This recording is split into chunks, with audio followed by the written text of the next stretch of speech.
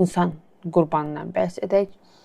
Demək ki, bu qurban obrazı arxaik şənliklərin mərkəzində, ortasında daima mövcud olmuşdur.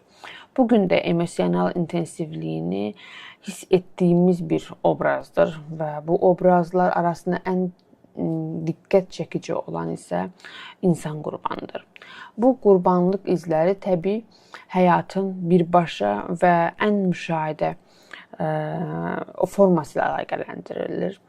Burada ölümlə və doğumla bağlı biçimlər, yıxım və dəyişikliklər, çürümə və qurmalar durmadan mübadilə edilir.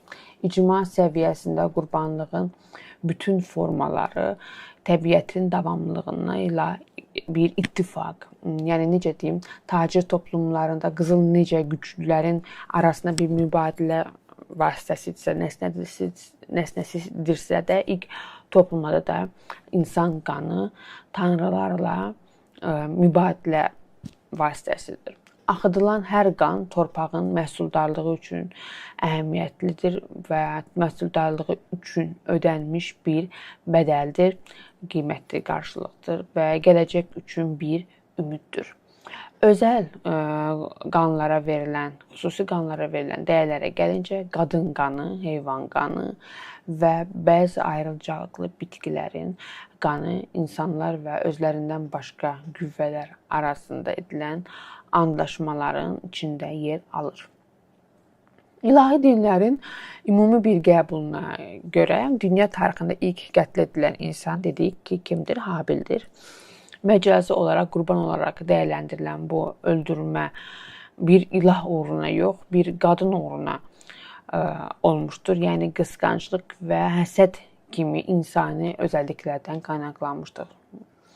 İlk insan qətlindən sonra insanlıq tarixində zaman keçdikcə insan qurbanını doğmuş və mütəmadiyyən də davam etmişdir və var olmuşdur da hətta. Ancaq zamanla vəziyyət dəyişmişdir. Biraz, yəni necə deyərlər,